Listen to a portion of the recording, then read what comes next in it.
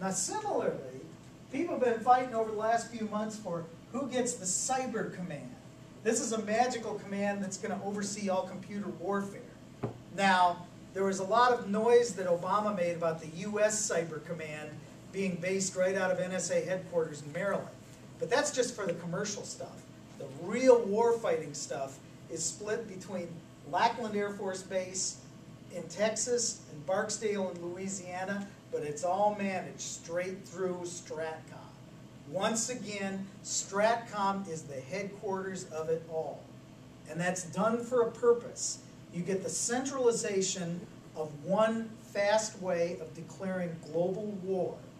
But you get the decentralization of spreading the pork around at places like Colorado Springs and Louisiana and San Antonio, all these kind of places. And at the end of the day, each state, each military base gets its little piece of the pie, but it all comes back to Omaha as the headquarters. Now, some of the people who have just started looking at this idea of using orbital space as a way of conducting war think it's all brand new and it's all George Bush's fault, it's all Donald Rumsfeld's fault. Wrong. Depending on how you look at things, we could say that people were thinking about dominant U.S. use of space before there was an Air Force and before there was even an Army Air Corps. As a matter of fact, if anybody has seen the new movie Amelia about Amelia Earhart, I learned a fun fact that she had a torrid affair with Gore Vidal's father, Jean Vidal, who was the West Point professor in charge of aerospace dominance theory in the 1930s. So this goes way back before Sputnik. And at the end of World War II, the United States already was slicing apart the world for which parts would be dominated by the UK, Canada, Australia, the White Boys Club. Nobody else got a piece of the pie. Not NATO, not any Asian or developing nation, just the White Boys Club. And that kind of thinking was already done by the late 1940s, early 50s.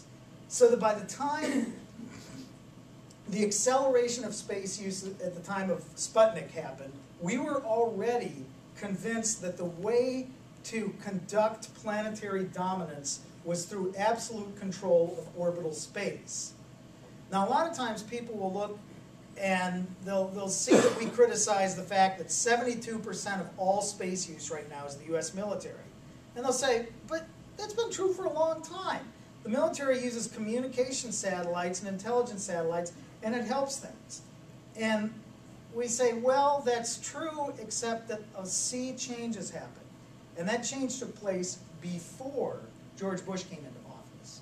A lot of it took place at the start of the Clinton administration, when Clinton had a choice. As the Soviet Union was deorbiting its own satellites and closing down intelligence bases, he could have phased out the use of some space-based intelligence.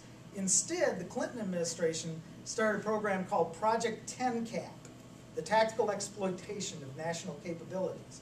And what this meant was that in the old days, when the first spy satellites were launched, you could say that they were the liberal wing of intelligence because they helped allow arms control treaties like the SALT Treaty to take place by verifying information on the ground. But when Clinton launched Project 10CAP, they said, no. We used to send intelligence just to the White House and the Joint Chiefs of Staff.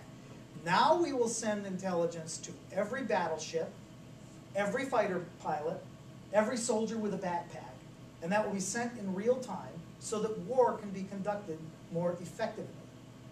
That was when the U.S. Space Command started its language about serving the war fighter and enhancing the kill chain from sensor to shooter.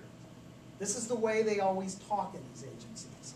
And it was a sea change that took place before the U.S. Space Command came up with its horrendous Vision for 2020 document or any of this stuff.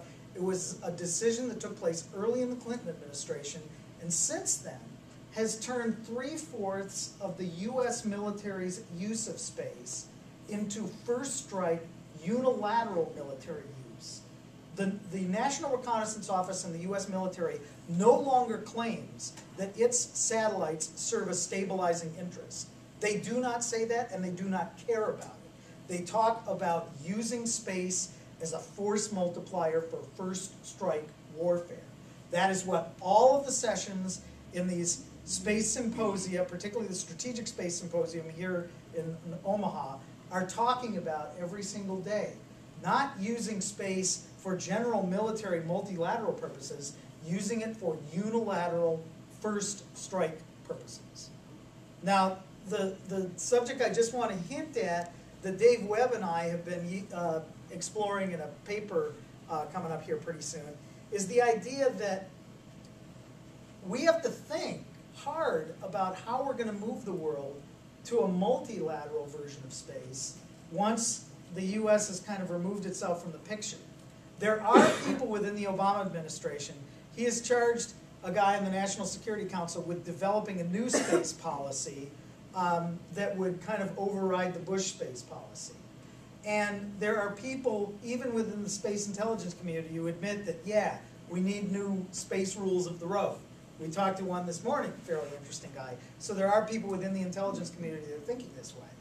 However, there becomes a real interesting issue of how can you assign legitimacy to something and have some kind of enforcement vehicle without having smaller nations feel like they're being imposed upon by the giant sheriff of the block. Now we look at Paros and the United Nations as this ideal vehicle to try to bring a joint shared use of space. Number one, conservatives in the US hate the United Nations.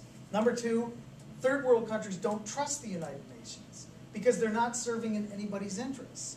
Now the United States has private clubs to try to control the use of nuclear weapons and space technology, like Missile Technology Control Regime and Proliferation Security Initiative. But once again, third world nations think of this as a means of imposing dominance.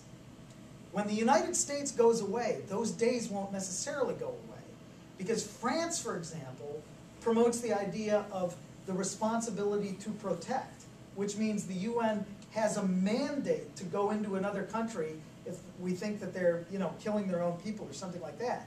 To a third world nation, responsibility to protect looks like a colonialist plot. So we have been trying to formulate these ideas saying, if we have space rules of the road, who plays sheriff and who gets to determine how space is used?